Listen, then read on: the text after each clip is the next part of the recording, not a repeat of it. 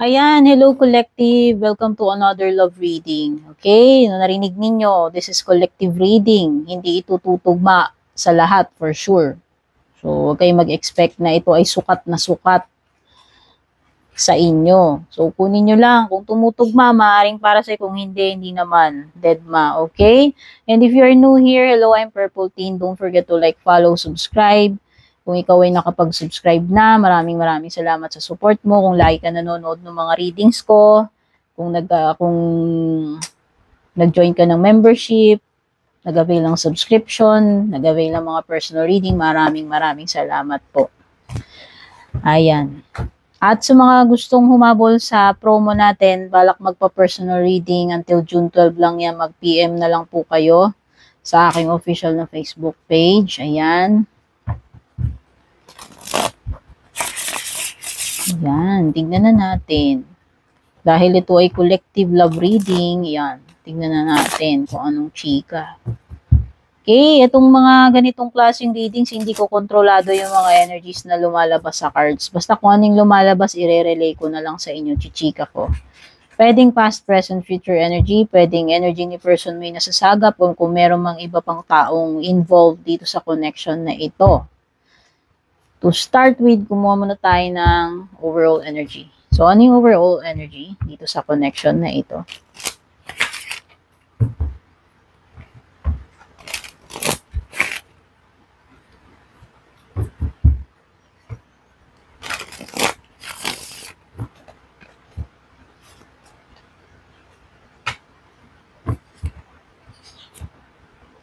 Ang nahugot kong overall energy is mask, not showing true self. Okay? So, maaaring hindi mo pa ganun kakilala itong person na to. Maaaring hindi lahat sinasabi niya sa'yo. Maaaring makikilala mo pa lang siya or hindi pa niya, kumbaga hindi pa nare-reveal lahat ng true colors nitong person na ito. Okay? So, yan yung overall energy. Nandun ka, kumbaga, pwedeng nandun kayo sa stage na nangangapa pa lang kayo sa isa't isa.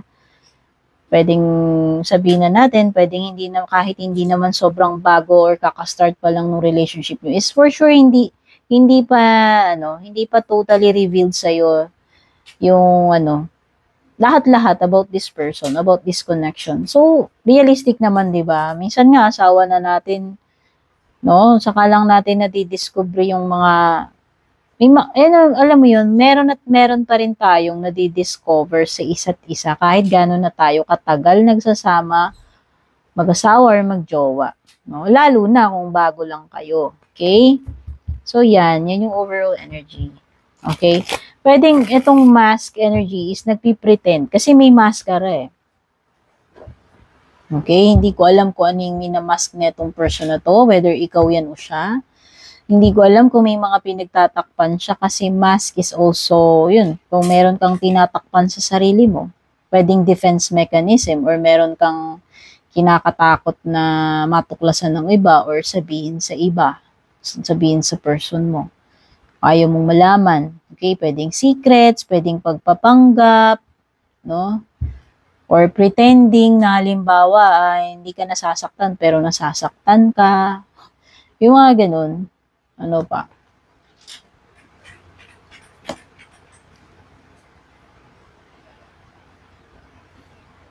Pwedeng nakakaranas kayo ng heartbreak and spiritual awakening right now pagdating dito sa connection na to. Siguro may masakit na nangyayari or may masakit na nangyari, no? Sa inyong dalawa nitong person na to at unti-unti mo nang nare-realize, unti-unti nang naging clear sa'yo etong kulay nitong person na to dahil dito sa mga nangyari na yan. So, hindi ko alam kung ano nangyari. Pero ang sinasabi dito is na heartbroken ka. Okay, na heartbroken ka dito sa nangyari sa inyo nitong person na to. At ikaw ay nagkakaroon ng spiritual awakening. Okay? So, ibig sabihin, meron ka ng mga nare-realize about this connection, about this person. Kaya nga, ayan, no, nung una nakamask eh. So, pwedeng, alam mo, ano ba tawag dito? pwedeng humulas na yung maskara na yan and na-reveal na sa'yo ano ba talaga yung real deal or what is the truth or what is really happening sa inyong dalawa. Yun nga lang, pwedeng hindi maganda yung natuklasan mo, no? To the point na heartbroken ka nung nalaman mo yan, unti-unting nag-unfold, ayan. Okay, so pwedeng may pinagdadaanan kang matindi ngayon at pwedeng na broken heart ka dito sa person na to. Okay. Addiction. So, baka naman ayan. Baka naman may mga unhealthy habits, bad habits, or bisyo itong person na ito. Na nung nalaman mo, doon ka na nawindang, doon ka na heartbroken, na hindi mo inaakala na hindi mo pala ganun kakilala itong person na to. At ikaw naman itong sinagtiwala, ikaw naman itong sa hindi mo inaakala na ganun, na broken heart ka or na shock ka. Okay? Oo. At kung kayo ay together pa rin itong person na to, so, this is a toxic relationship, I guess. Kasi kahit na alam mo na ganyan, pwedeng nagkaroon pa rin ng unhealthy attachment eh. O, pwedeng nagkaroon ka pa rin ng unhealthy attachment with this person. At saka nakikita ko kung together pa kayo nitong person na to, mga bagyo yung pagdadaanan ninyo. So, ibig sabihin, marami pang pagsubok or marami pang problema or mahihirap na situation kang pagdadaanan with this person. Turmoils, ayan turmoils coming ahead. Coming, take note, paparating. Paparating. No? Ano pa?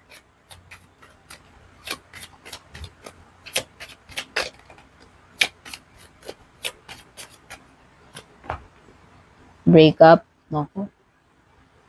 So, tinanong ko ano yung paparating sa isip ko, ang sabi breakup.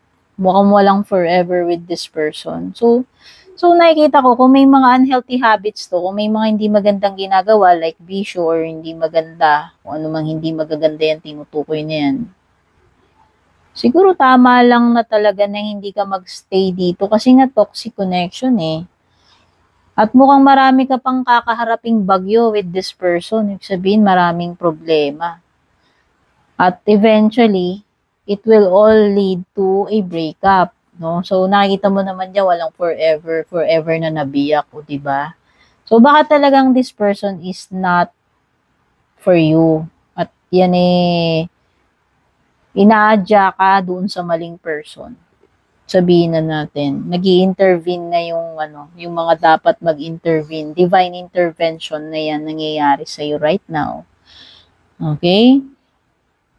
Kasi hindi naman, alam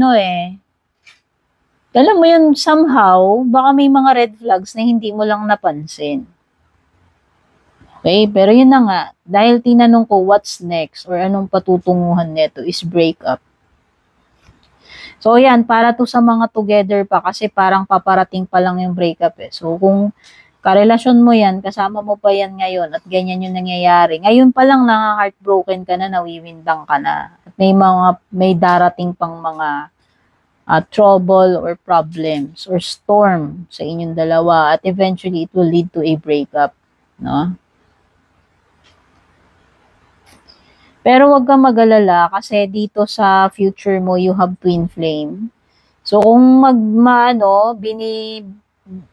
biniyak man itong person na to yung puso mo, magkaroon man kayo ng hiwalayan, meron darating sa iyong bagong person na tinutukoy dito na possible na yun yung twin flame mo, pero sa malayong panahon pa yan, sa future pa yan, dear. Kasi future na itong ibang tinatanong ko, okay? And by that time, no? Hindi ko alam kung i-excite na tong person na to sa future mo. Kasi parang meron ditong person na nakaka-realize ng mga pagkakamali niya eh. May mga pagsisisi. O baka ito, yung person na binaliwala or sinayang itong connection nyo. Okay? Pero nakikita ko paparating pa lang yung mga binabanggit ko na yan. So, yan. At least ikaw, merong panibagong connection na darating sa iyo in the future and possible na magiging happy ka uli after netong mga pagiging heartbroken mo. At merong magsisisi,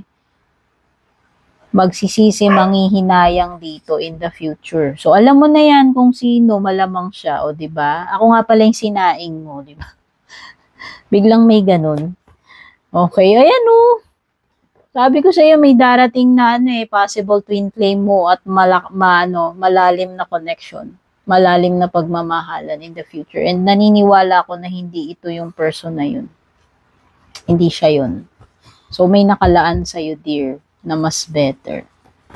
At disputes, legal matters. Okay, nako. So, ito ay para sa mga kasal. So, halimbawa, kasal ka na dito sa person na to. No, possible na magkaroon kayo ng hiwalayan. At ang possible na magiging problema mo naman in the future dito is yung mga legal matters. No? Siyempre, di pa sa Philippines, wala pa namang divorce. Okay, so yun lang. Pero at least, no, naaninag natin dito na in the future, may true love na paparating sa iyo, may possible twin flame, at hindi itong person na kasama mo right now. Yun, magiging challenge na lang sa iyo in the future is yung mga kakaharapin mo na legal matters or disputes. Especially kung ikaw ay legally married. Okay? Collective, maraming salamat kung tinapos mo itong reading na to at kung na-appreciate mo, don't forget to like, share this reading. Abangan nyo na lang yung ating next reading. Take care, babush.